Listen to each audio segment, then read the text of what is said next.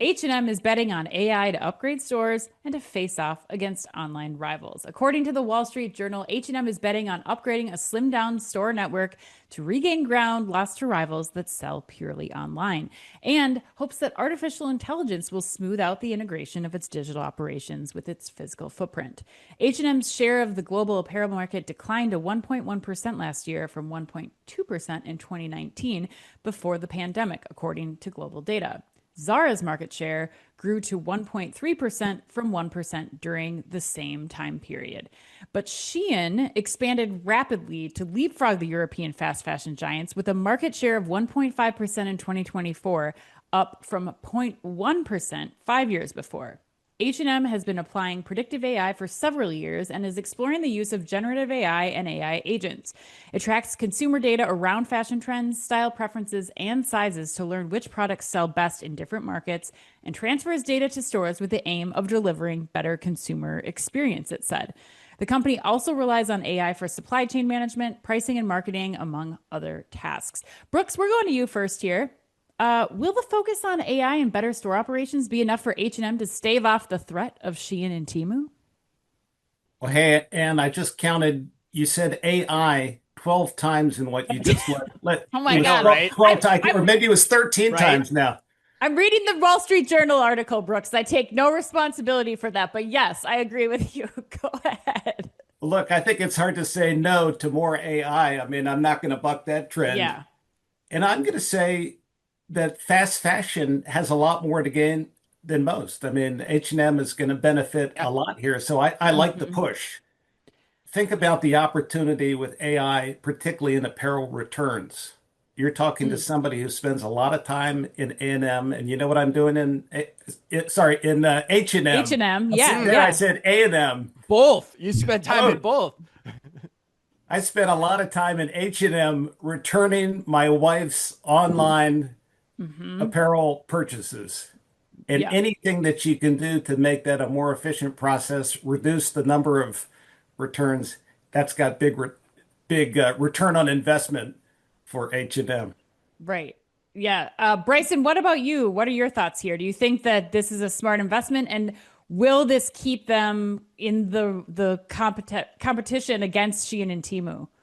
So I think it's the right move, and Yeah. arguably it's hard to argue that it's not right. It's going to help them, really zero in on better understanding their customers, aligning assortment. The bigger question is this going to be enough to stave off Temu and the threat of Shein? No, Yeah. it's not. I think what we Okay. have to recognize here is that it is the right move, it is the right play, but just in taking this approach, they're essentially going to narrow their assortment and their offerings for the customers, right? It's going to be the right products, but it kind of flies contrary to the unlock that digital has in the sense of the expanded assortment, right? So everything for everybody, and couple that with Shein and Temu's low cost, high velocity model. It's creating an uneven playing field in that regard. It will drive efficiencies, but it's potentially going to fall short of customer expectations with respect to assortment. And then we have to also take into account that just as H&M is now making this investment, we could argue that Shein and Temu have arguably been executing AI and probably doing so at a greater scale than that of H&M. So it becomes a way to narrow the gap. I don't think it becomes a point of differentiation. It is a must-have and a must-do, but it's not going to be enough to stave off their continued growth. Okay. Chris, you're nodding along. Are you in agreement here?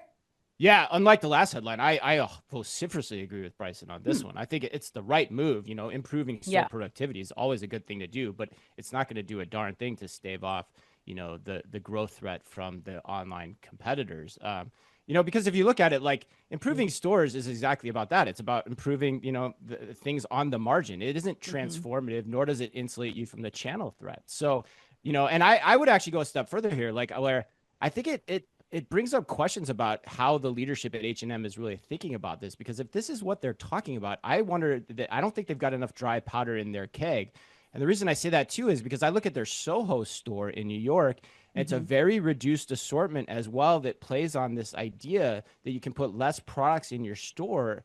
And I just don't think at their margins, they can afford to do that in a way that they're going to be able to compete against their current business model. Then you throw in the threat of Shein and Temu as well. I just think it's going to be a hard game to play. And so I think I think the leadership needs to come up with some more ideas here pretty quick. Is my take on this one. What else would you do? I mean, what would you have them do to really stay competitive that they aren't doing? Because I think that's my question here. Like, I think this is the right move for H&M to be focused on, to stay competitive as a business entity. But what would you say that they should be focusing more on, Chris, to stay more competitive or to put them in a better place against Shein and Temu? Yeah, I think because you have the store, I think this is very similar to what happened with e-commerce back in the day. I mean, you have stores, so stores are still going to be a valuable asset in terms of how you 100%. talk to and reach your consumer. So I think then you have to meet the table stakes game on the production side and the fast fashion that you can produce digitally. So I would actually be trying to emulate what Temu and Shein are doing with the factories that you're working with, and giving the customers the same options to have those small runs of those small runs of products sent to them on demand. That's what I would be doing. I would be trying to fortify my position, similar to how people ultimately fortified their position on e-commerce back in the day.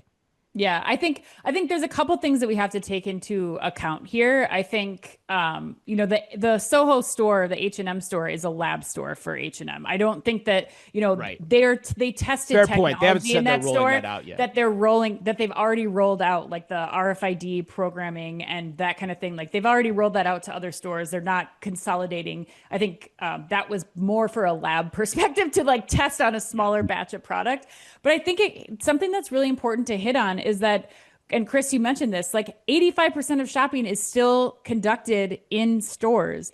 H&M, I think, is smartly investing here in making sure over all else that if I do want fast fashion, I can get it that same day, and that they know they're investing in things like generative AI and agentic AI so that they can quickly provide that information to me as a consumer. So if I need a tank top, I don't have to wait 2 weeks for it to come from Shein and Temu. I know I can go to my local store within 5 miles. They have sizes small, extra small, and medium, and I can choose from any of them. Like that's what I think is really important about what H&M is doing here. And I think they deserve a little bit of credit for being like that place that confidently knows that where their products are, where their stock is, what's trending, and how they can put that at the forefront of their stores to still operate that model efficiently. I do think that there is probably some programming that needs to happen, though, to your point, Chris, where they can stand to compete for some other items that will take a little bit longer to get to consumers. But